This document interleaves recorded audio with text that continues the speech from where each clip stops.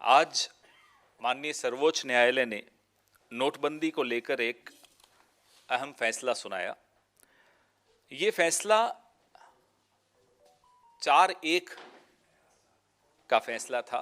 एक माननीय जस्टिस ने डिसेंटिंग नोट भी अपना, एक विरोध भी अपना दर्ज किया।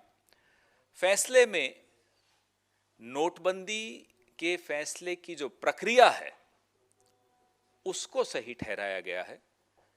फैसले के ऊपर या फैसले के जो नतीजे निकले उस पर कोई चर्चा नहीं की, उस पर कोई निर्णय नहीं दिया।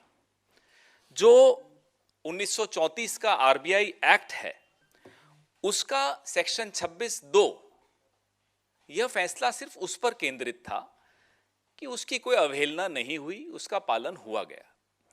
अलावा इसके माननीय सर्वोच्च न्यायालय ने न इस पर कोई टिप्पणी की कि क्या नोटबंदी से आतंकवाद कम हुआ, क्या नोटबंदी से जो करेंसी सर्कुलेशन में थी, काला धन सर्कुलेशन में था, क्या वो कम हुआ। इस सब पर कहीं कोई एक शब्द भी इस निर्णय में नहीं है। तो यह कह देना कि माननीय सर्वोच्च न्यायालय ने नोटबंदी को सही ठहराया है, मुझे लगता है गलत होगा। नोटबंदी के फैसले की प्रक्रिया को सही ठहराया है, फैसले पर कोई टिप्पणी माननीय सर्वोच्च न्यायालय ने नहीं की है।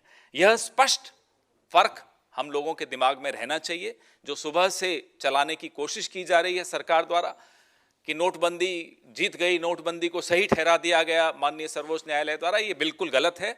जिन 4 जजेस ने इस प्रक्रिया को भी सही ठहराया है उन तक ने इसके परिणाम पर कोई टिप्पणी नहीं की है। यह बात हमें स्पष्ट तौर पे समझ लेनी चाहिए।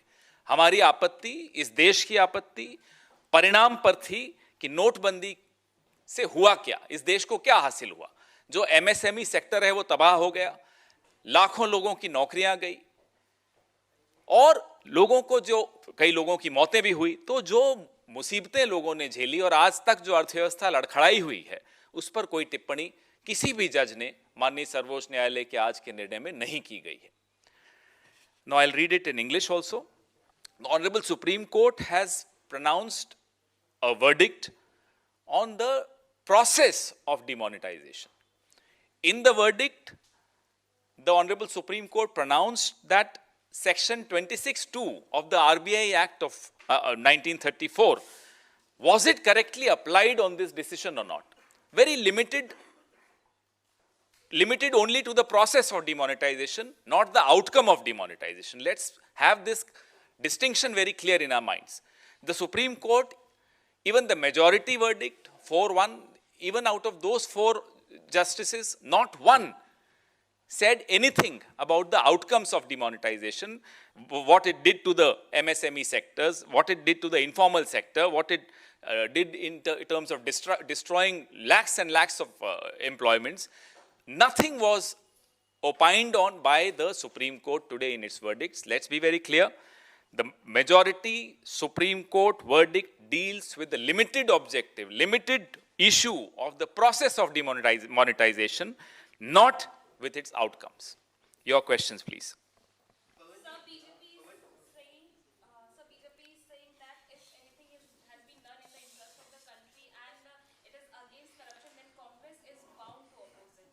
Ask them to go to Karnataka and tell us if corruption has gone after demonetization. Let's only talk about one state today because it's in news.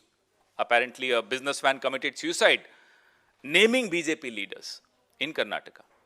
Has corruption come down? Has terrorism come down? They keep changing the goalpost the moment they are cornered. I again repeat, to say that demonetization has been upheld by Honorable Supreme Court is totally misleading and brazenly wrong.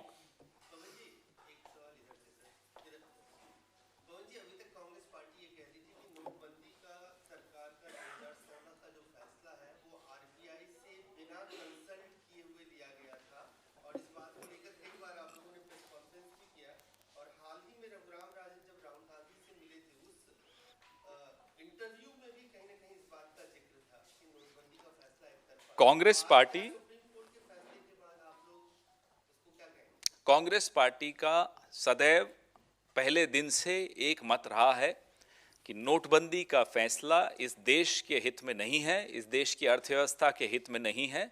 और पिछले 6 सालों में यह बात हमारी सही साबित हुई।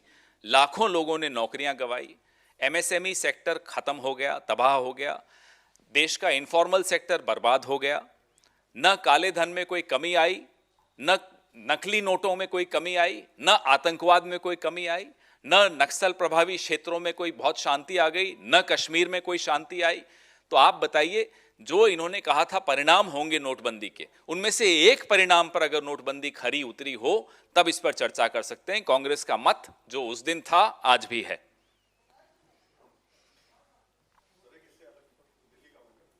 पहले इस पे कर लें, आज दिल्ली पे तो आ ही जाएंगे। Anything else, any other question?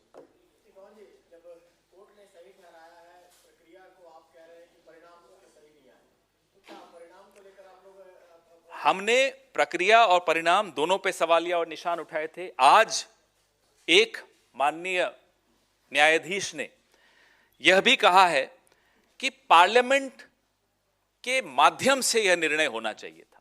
हमारा यह मत रहा है, रहेगा, और जिस दिन यह हुआ था तब से हमारा मत यही रहा है। तो प्रक्रिया और परिणाम दोनों पर जो हमारे सवालिया निशान थे वो रहे हैं, आज भी हैं, बरकरार हैं।